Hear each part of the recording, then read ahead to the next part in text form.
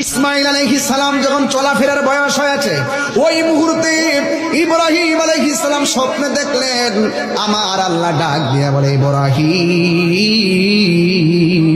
ও ইব্রাহিম, আমি আল্লাহ চাই তুমি সবচাইতে প্রিয় জিনিসটা আমার নামে কুরবানি করবা। দুম্বা কুরবানি করলো, আল্লাহ বলে পছন্দ হয় নাই। বকরি কুরবানি করলো, আল্লাহ বলে পছন্দ হয় নাই। ডাক দিয়া বলে, ইব্রাহিম, ও ইব্রাহিম, সবচাইতে প্রিয় জিনিসটা আমি আল্লাহর নামে কুরবানি করো। কুল ইন্না সলাতি, আমার নামাজ আল্লাহর জন্য, ওয়া নুসুকি, আমার কুরবানি আল্লাহর জন্য, ওয়া মাহইয়ায়া, আমার জীবন আল্লাহর জন্য, ওয়া মামাতি, আমার মরণ আল্লাহর জন্য, সব আল্লাহর জন্য। তবে প্রিয় জিনিসটাই আল্লাহর কাছে বিসর্জন দিয়ে দিবেন। এবার আল্লাহ ডাক দিয়ে, ইব্রাহিম, সবচাইতে প্রিয় জিনিসটা আমি আল্লাহর নামে কুরবানি করো। এত কুরবানি করলো, এত সংখ্যা বাড়াইলো, আল্লাহর পছন্দ হয় না। হঠাৎ কইরা মনে মনে কয়, আমি আল্লাহরে বলছিলাম, আল্লাহ তুমি আমার সন্তান দাও।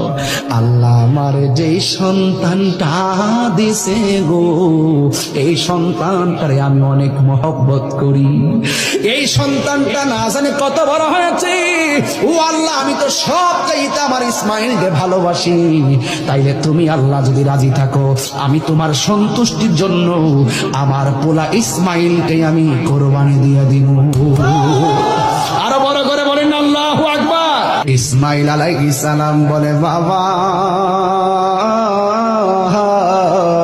ও আমার বাবা, আপনি তো আমারে জবাই করবেন, কিন্তু আমি রাজি আছি। কিন্তু গলার ভিতরে ছুরিটা চালাইবার আগে আপনার কাছে আমার 3টা দাবি। এক নম্বর দাবি হলো, আমি আপনার একমাত্র সন্তান। বেশি দিন দেখেন নাই, যাই দেখলেন জবাই করতে আনছেন। আপনি যখন আমার গলার মধ্যে ছুরি চালাইবেন, আপনার চোখ যদি আমার চোখের দিকে পড়ে, আপনার কিছুটা হলেও মায়া লাগতে পারে। পৃথিবীর কোন ছেলের চোখের দিকে তাকাইয়া সন্তানের গলার ভিতরে ছুরি চালাইতে পারে না। হাজার হলেও আপনার ভিতরটা নাড়া দিয়া উঠবে। এতে আল্লাহর পরিপূর্ণ সন্তুষ্টি আপনার আদায়ের ভেগাত করতে পারে। ডাক দিয়া বলেন, বাবা, আপনি আমার চোখের মধ্যে কাপড় দিয়া বাইন্ধা দেন, যেন আপনার চোখটা আমার চোখের দিকে না পড়ে। আর আপনি আমার হাতটারে 2টা হাতকে বেঁধে দেন, যেন আমার হাত নড়াচড়া করলে যেন আপনার জবাইয়ের মধ্যে প্রবলেম না হয়। আপনি আমার পা 2টা বাইন্ধা দেন। পা বেঁধে দিল। ইন্দিবিং টাইমে সুন্দর করে বাইন্দা সন্তানরা যখন শোয়া দিল, ওই মুহূর্তে সন্তান ডাক দিয়া বলে,